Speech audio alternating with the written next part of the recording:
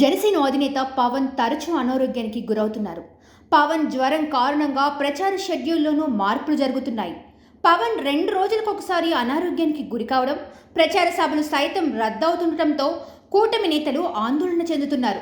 అటు కూటమి నేతలే కాక సొంత పార్టీ నేతలు సైతం పవన్ అనారోగ్యం వలన ఇబ్బందులు ఎదుర్కొంటున్నారు.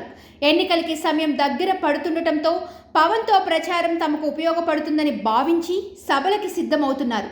అన్ని రకాల పర్మిషన్స్ తీసుకుంటున్నారు. పవన్ సభలకి అవసరమైన ఖర్చులు భరిస్తున్నారు.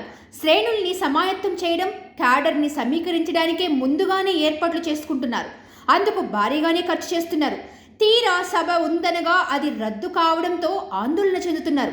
అసలే అంతంత మాత్రంగా ఉన్న తాము ఇలా అనవసరంగా ఖర్చు చేస్తే ఎన్నికల నాటికి మా పరిస్థితి ఏంటి అని వాళ్ళు ప్రశ్నిస్తున్నారు. మీకేంటి వస్తామంటారు, ఆరోగ్యం బాగాలేదని వాయిదా వేస్తారు. సభ కోసం ఆర్థికంగా నష్టపోతున్నాము, మిగిలిన ప్రచారం ఆపి మరీ సభ ఏర్పాటు చేస్తున్నాము. చివరకు మీరు రాకపోవడం వలన అన్ని విధాల నష్టం జరుగుతుంది అని పవన్ని ఉద్దేశించి వ్యాఖ్యలు చేస్తున్నారు.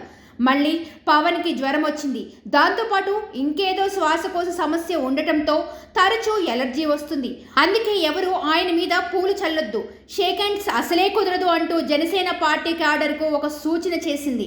2 రోజులు జనంలో తిరిగితే, ఎండల్లో కదలాడితే 3వ రోజు లేవలేకపోవడం ఏంటో అన్న కామెంట్స్ వినిపిస్తున్నాయి. 2 రోజుల ప్రచారానికే పడకేసే పవన్ సీఎం వైఎస్ జగన్ మీద జరిగిన రాళ్ల దాడిని గులకరాయి అని ఎగతాళి చేయడం, జగన్మోహన్ రెడ్డిని కత్తితో గాయపరిచినా కూడా అవహేళన చేయడంపై సెటైల్స్ వస్తున్నాయి. సినిమాల్లో 100 మందిని ఎగరేసి కొట్టే పవన్ సభల్లో మాత్రం తమను బ్లేడ్తో కోస్తున్నారని చెప్పడం, చిన్న ఫీవర్ వస్తే వారం రోజులు రెస్ట్ తీసుకోవడం అంటూ హైదరాబాద్ వెళ్ళిపోవడం చూస్తుంటే అలాంటి ఆయనకు రాజకీయాలు అవసరమా? ఆయన్ను నమ్ముకొని రాజకీయాల్లోకి వచ్చి కోట్లు తగలేసుకుంటున్నామని జన సైనికులు, కార్యకర్తలు లోలోన కుమిలిపోతున్నారు. మీకు జ్వరం రావడం ఏమిటో, ఇలా 2 రోజులకు ఒకసారి జ్వరం రావడంతో, మీకోసం ఖర్చు చేసి సభలు రద్దవడంతో మాకు జ్వరం వస్తుందనే కామెంట్స్ చేస్తున్నారు.